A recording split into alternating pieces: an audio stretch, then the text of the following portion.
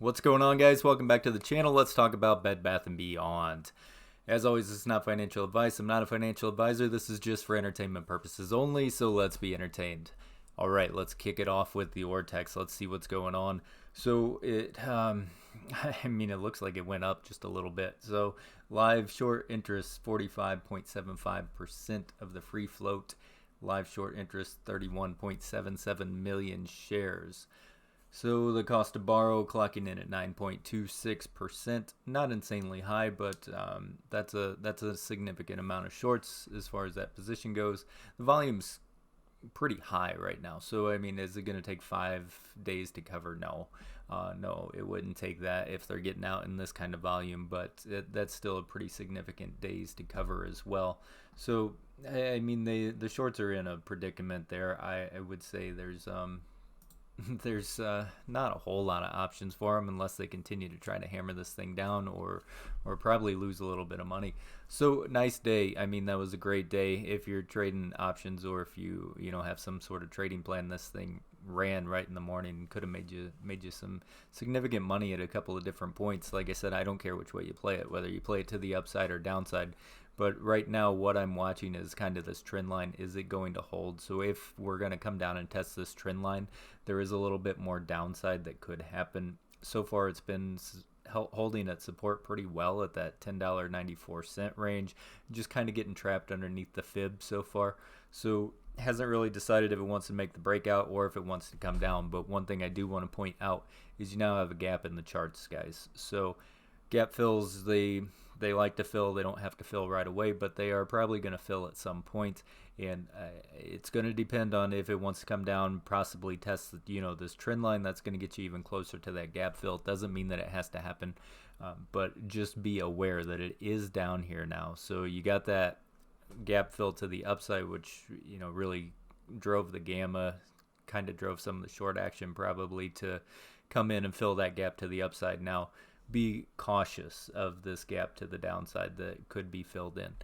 Other than that, I mean, it's consolidating really nicely after a run like that. I think it's holding pretty good right now. So it's kind of a flip of a coin because we don't really have anything that's going to tell us which way it's going to break out. I mean, let's see, how's it holding as far as. So it kind of wanted to do a little breakout, I guess, depending on where we want to tap these lines off of. Could be just consolidating right on through. We could span it out, but I'm not a big fan of that. I kind of got a flat top with a little bit of an ascending.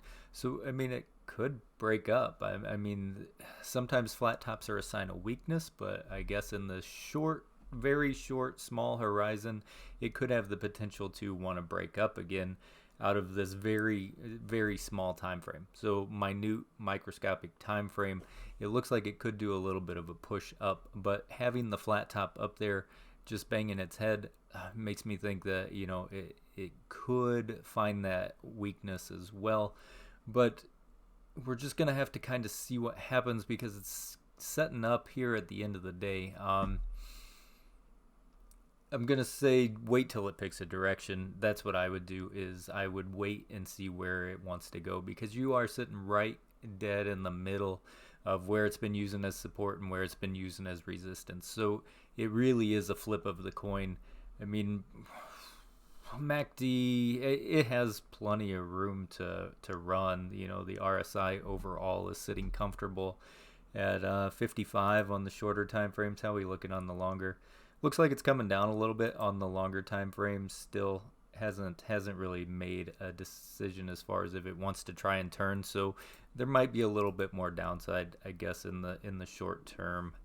But I might be wrong, because this is just kind of a medium point where it's almost too hard to read as to which way it wants to go. Let it pick its direction, whether it's going to base up here at $11.62 or if it's going to break out of that resistance or the support at $10.94. That would be my watch, and then I would play it accordingly from there. If it's coming down, doesn't mean that you have a whole lot of room to go, because it could just come down to the safety net. If it goes up, I mean, I think there's plenty of upside up there. So that's what I got for you. I wanted to jump back in. It's a highly interesting play. I think it has a lot of eyes on it. and it's moving. So we like things that move. Thanks for coming back and watching another one, guys. I hope you made some money today. Congratulations if you did. You know, I always say if you make money, take money. Don't just leave it hang out there, and don't diamond hand those options. So whatever you got to do. All right, thank you for coming back, watching another one. I appreciate it. You can like or subscribe to the channel so you don't miss any of the updates. As always, stay golden, people, and may your accounts stay green.